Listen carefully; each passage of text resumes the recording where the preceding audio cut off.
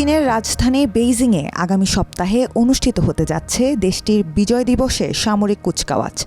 এ আয়োজনে অংশ নেবেন উত্তর কোরিয়ার বহুল আলোচিত নেতা কিম জং উন। চীনের পররাষ্ট্র মন্ত্রণালয় বিষয়টি নিশ্চিত করেছে।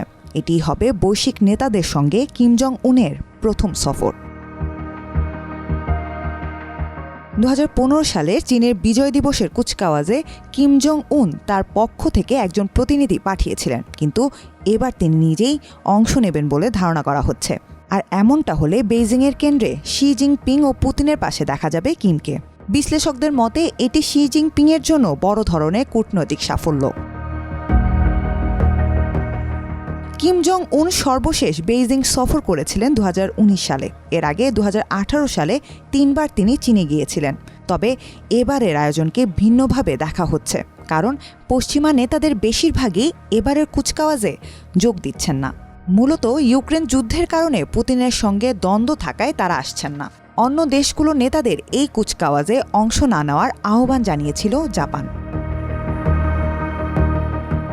এদিকে আলোচনার কেন্দ্রে দক্ষিণ কোরিয়ার প্রেসিডেন্ট লি জে-মিয়ং। চীনের কুচকাওয়াজে তিনি অংশ নেবেন কিনা সে প্রশ্ন উঠছে বিভিন্ন প্রান্তে। এই কুচকাওয়াজে লি জে-মিয়ং যোগ দিলে 2019 সালের পর এটিই হবে দুই কোরিয়া নেতাদের মধ্যে প্রথম মুখোমুখি সাক্ষাৎ। কিন্তু একে ঝুঁকিপূর্ণ পদক্ষেপ হিসেবে দেখছেন বিশ্লেষকরা। তাদের মতে কিম প্রকাশ্যে লি জে-মিয়ংকে উপেক্ষা বা তিরস্কার করলে তা হবে অত্যন্ত বিব্রতকর।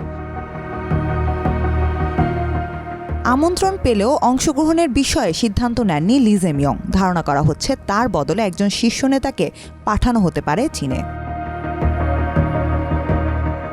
জাপানের বিরুদ্ধে চীনের যুদ্ধ ও দ্বিতীয় বিশ্বযুদ্ধ সমাপ্তির 80 বছর পূর্তি উপলক্ষে এই কুচকাওয়াজ আয়োজন করা হচ্ছে। এতে অংশ নেবেন বিশ্বের 26 জন রাষ্ট্র ও সরকার প্রধান। রাশিয়ার প্রেসিডেন্ট ভ্লাদিমির পুতিনও সেখানে যোগ দেবেন বলে আশা করা হচ্ছে। তিয়ান আনমেন স্কোয়ারের মধ্য দিয়ে 45টি ইউনিটের সেনা সদস্য ও সাবেক সেনারা প্রায় 70 মিনিটের কুচকাওয়াজে অংশ নেবেন। অনুষ্ঠানের নেতৃত্ব দেবেন চীনের প্রেসিডেন্ট শি জিনপিং।